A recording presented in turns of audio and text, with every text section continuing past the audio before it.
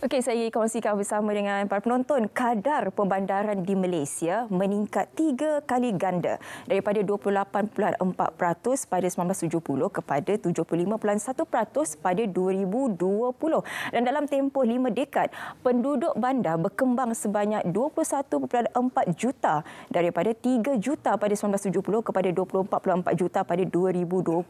Jadi bilangan tempat tinggal pula di bandar ialah sebanyak 7.4 juta berbanding di luar bandar sebanyak 2.2 juta sahaja. Jadi pada tahun 2024 ini mungkin ada yang masih terfikir-fikir sama ada ingin menetap di bandar ataupun di luar bandar. Apakah faktor-faktor yang perlu ditimbangkan? Hari ini saya bersama sekali lagi dengan pejuang hartanah kita. Saya kenalkan terlebih dahulu Ahyat Isa. Assalamualaikum. Waalaikumsalam. Syafiqah, kita berjumpa kali kedua. 2.0. 2.0.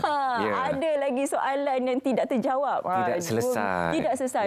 Tapi saya baca komen-komen di media sosial Selamat Pagi Malaysia. Ada yang cakap bagilah contoh gaji rendah sikit. Kawasan yang macam kami layak. Dia kata macam tu. Tapi itu kita akan bicara sebentar nanti. Okey. Sebab hari ini kita nak berbicara mengenai rumah bandar versus luar bandar. Mukadimahnya, pro and con dua-dua kawasan ini. So statistik yang Syafiqah bagi tadi tu, dia sangat membuka mata. So perbandaran semakin meningkat dan lebih ramai rakyat yang pergi ke bandar dan keperluan perumahan juga meningkat di bandar. So sebenarnya kita kena kaji kenapa ini berlaku dan Ahyat melihat benda ni ialah faktor akses kepada aktiviti ekonomi. So rakyat kan perlu ada aktiviti ekonomi untuk mendapat pendapatan gaji untuk hidup. Dan di bandar-bandar itulah kebanyakannya peluang-peluang aktiviti ekonomi itu. Maka berpusu-pusulah rakyat dari luar-luar bandar mungkin dia pergi ke satu pusat ekonomi yang menjadi bandar-bandar kita. So sekarang ni dia ada satu dilema, Syafiqah. Adakah saya nak beli rumah dekat dengan tempat kerja saya, which is bandar? Jalan kaki pun boleh sampai. Jalan kaki atau bergolek pun dah boleh sampai. Atau saya nak beli rumah yang jauh sedikit dari tempat kerja, tapi mungkin rumah itu murah sedikit. Okey, dan ini kena timbang tara. Mungkin rumah yang, katakan bajet kita 300,000 lah. Kerana nak bagi contoh yang lebih nanti kan netizen kata, Ahyat ni bagi contoh. Alah, tak realistik betul. Tak realistik bagi 500,000 sejuta. Okey. Sebab 2 minggu lepas 1 juta punya rumah. Saya bagi contoh 1 juta. Okey. Kita bagi contoh 300,000. Ni entry level. Okey. Katakan 300,000 di bandar, dekat tempat kerja, dengan 300,000 yang mungkin sejam dari tempat kerja, boleh dapat rumah yang lebih besar. Kalau kita nak beli kat rumah dekat bandar, rumah yang kecil. Dan apa yang saya dapati bila Ahyat tanya soalan ni dekat media sosial, Ahyat akan dapat satu jawapan yang konsisten. Kebanyakan anak muda, dia nak beli rumah dekat dengan tempat kerja. Dan ramai yang kata, bila saya dah berkeluarga nanti, dah ada anak-anak, dah bersedia untuk bersara, saya nak rumah yang jauh sikit daripada tempat kerja, supaya rumah yang saya beli itu lebih besar. Ini adalah satu naratif yang konsisten dalam netizen dan follow-follow saya. Dan inilah satu cabaran kita.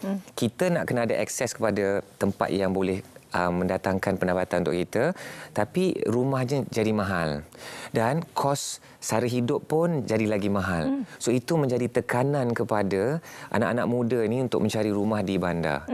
Dan akhirnya sekarang ni ada trend nak beli rumah dah tak mampu. So nak kena menyewa. Nak menyewa satu unit pun dah tak mampu. Dia kena menyewa bilik. Nak menyewa bilik pun dah tak mampu. Kena kongsi sewa bilik. Itu wujudnya double decker bed. Lepas tu sekarang ni wujudnya kapsul, bilik-bilik kapsul yang dikatakan rumah-rumah keranda. Ini adalah trend yang sedang berlaku di bandar, terutamanya di Kuala Lumpur. Dan ini bukan sahaja seperti yang saya dah sebut sebelum ni, ini bukan sahaja berlaku di Malaysia. Dah berlaku di negara-negara maju. Ada satu artikel yang saya baca tentang kisah seorang pendatang asing yang bekerja di Perancis, khususnya di Paris. Dia kata dia hanya mampu sewa attic. Kat Malaysia ni tak ada bangunan rumah jenis attic. Tapi di Paris yang di tepi-tepi pusat-pusat bandar dia macam Champs-Élysées tu, di tepi-tepi tu ada rumah-rumah kan yang macam 5-6 tingkat. Atas tu ada bumbung. Dia boleh sewa ruang dalam bumbung. Dia kata apa? Masa musim sejuk terlalu sejuk. Masa musim panas terlalu panas. Dia cakap binatang pun tak boleh nak tinggal dalam keadaan macam tu. Itu keadaan yang berlaku di negara-negara maju dan kita pun sangat bimbang dan sedih sekiranya itulah trend yang bakal berlaku kat Malaysia. Itulah cerita bandar luar bandar tu. Itulah kalau kita bercakap mengenai bandar dan juga luar bandar ni, kalau kita ke satu golongan sasar seperti golongan belia lah yang baru saja mula bekerja, gaji minimum mungkin 1,500, dalam dilema terutama untuk lelaki, nanti kata tak macho pula kalau tak beli rumah kan. Okey. Jadi ego tu ada macam ni, nak beli rumah ke nak sewa, tapi gaji ni 1,500 ni. Betul. Okey, Syafiqah, saya pernah tanya soalan ni kepada follower saya dan student-student saya.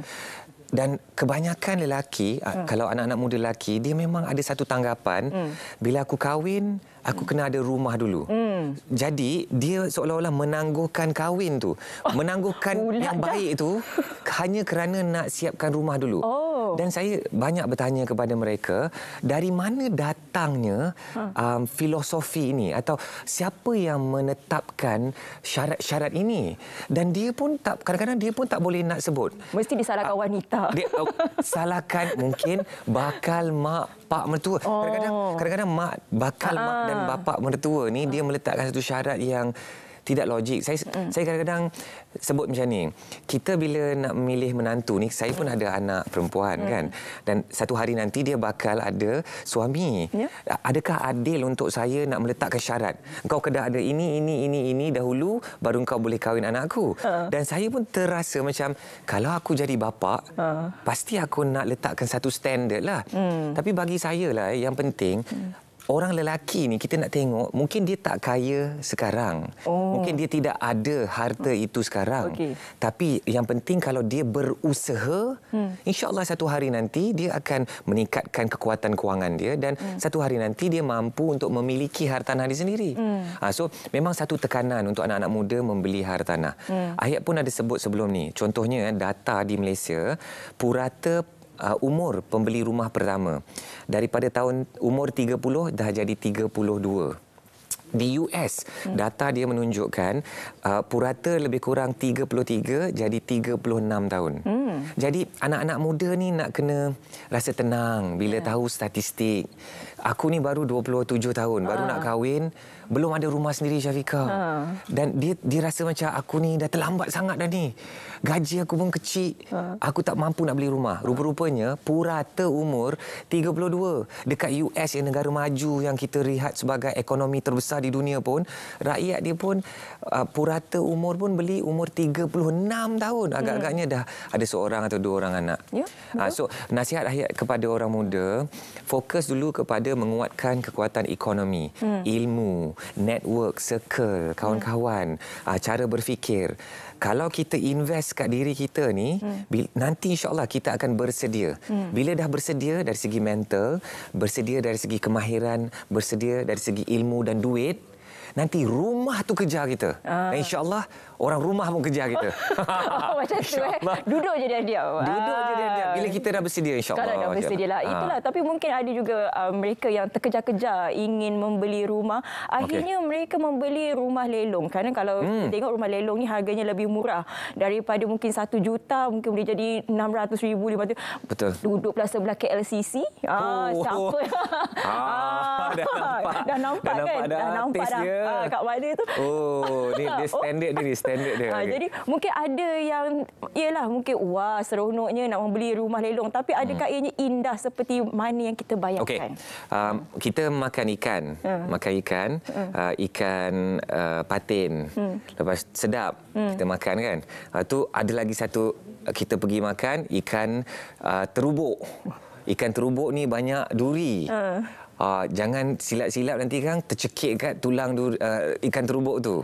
Okey, macam itulah saya nak menggambarkan hartanah jenis lelong.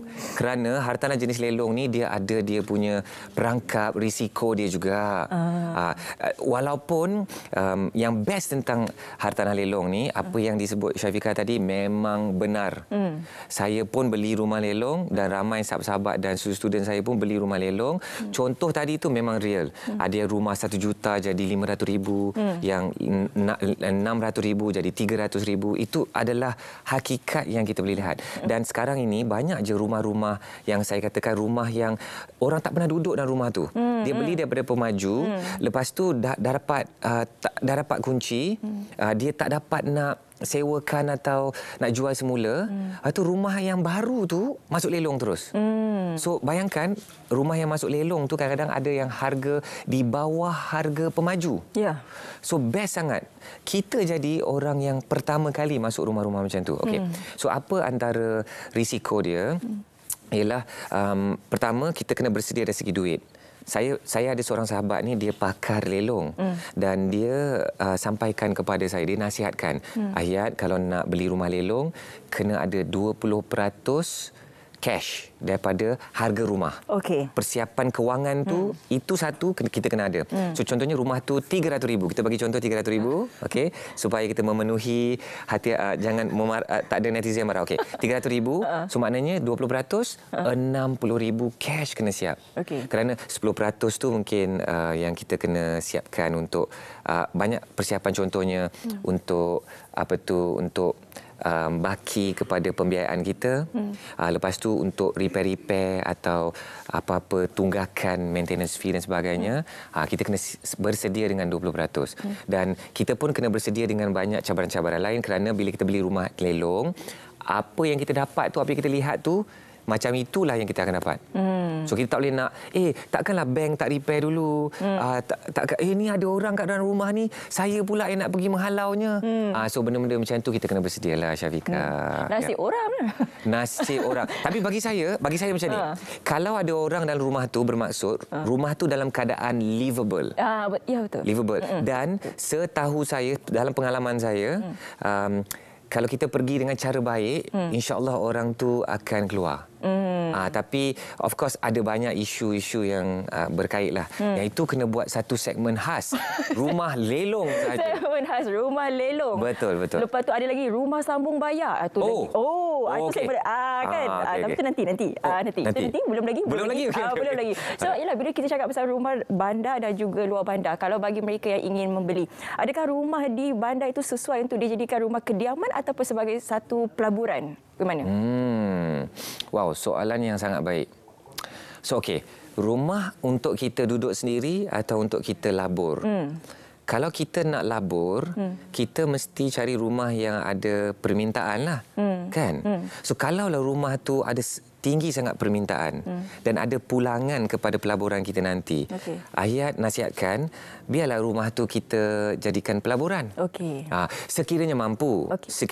Okey, Syafiqah, baru-baru ni saya ada baca satu artikel dan satu data yang menarik. Okey, umur pertama, pembeli rumah pertama lebih kurang 30 ke 35 lah katakan. Tapi purata umur pembeli rumah kali kedua, dikatakan lebih kurang 55 ke 58. Maksudnya tak ramai rakyat Malaysia atau rakyat di dunia malah yang mampu beli lebih daripada satu rumah. So bagi mereka di luar sana yang boleh bertanya soalan ni, kalau saya nak beli rumah untuk duduk sendiri atau beli rumah nanti untuk pelaburan, maknanya kita kena sedar kita ni dalam satu kategori yang Allah bagikan rezeki yang lebih berbanding dengan orang lain. Kerana orang lain ni nak beli rumah yang pertama pun dia tak lepas. Kita boleh bercerita pula rumah pertama dengan nanti nak beli rumah pelaburan yang lain. So itu kan sebenarnya satu kemewahan yang kita dapat daripada Allah. Syukur dulu. Okey. So dalam keadaan ini, Ayat selalu nasihatkan kalau rumah tu ada potensi untuk pelaburan, permintaan sewa dia tinggi, kekalkanlah rumah itu sebagai pelaburan. Dan kita boleh, in fact, kalau nak lebih ganas, Syafiqah nak lebih ganas kan? Lebih ganas. Okey, ganas. Perjuangan. Okay. In fact, rumah yang kita duduk sendiri tu sewa. Oh. Kita sewa. Jadi Kita sewa kat rumah yang kita duduk sini tu because mungkin lebih murah kalau kita nak duduk kat rumah tu daripada kita nak beli rumah tu. Oh. Lebih murah kita sewa rumah tu daripada kita nak beli rumah tu. Contohnya kalau rumah teres yang RM600,000, RM800,000, bayar bulanan RM3,000-4,000. Tapi kita boleh sewa mungkin RM2,000, RM2,500. Kan lagi murah kita menyewa. Betul. So lebih bijak kita menyewa rumah-rumah macam tu. And then rumah dekat bandar kita boleh sewakan kepada orang. So bila balik kampung raya kan, makcik tanya, Syafiqah ni dah ada rumah sendiri ke tidak ni? So, Syafiqah jawab, dah ada. Ada. Tapi saya tak duduk rumah tu. Saya duduk rumah sewa kan. Makcik pun macam, apalah dia ni? Ini betul ni. So ini antara strategi yang kita boleh guna pakai juga. Tapi kalau dari segi calculationnya kita nampaklah realistiklah di situ. Realistik. Okey. I like that, Syafiqah.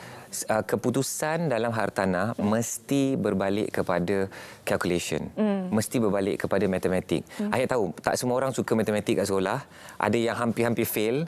Tapi dalam hartanah ayat merayu. Dia kena betul-betul buat matematik. Kalau tidak, kita akan sengsara. So matematik kena suka bila bercerita pasal hartanah. Basic math je pun. Kita bukan suruh buat kalkulus. Terima kasih. Dia tak ada DY/DX, tak ada parabola, tak ada. Dia just tambah tolak, darab bahagi kan. Biasa-biasa. Peratus semua itu je pun. Itu je pun. Jadi sebelum nak buat keputusan tu kita kena ada perkiraan yang perlu dilakukan. Terbaik, ya. Betul. Nampak gayanya 3.0 lah.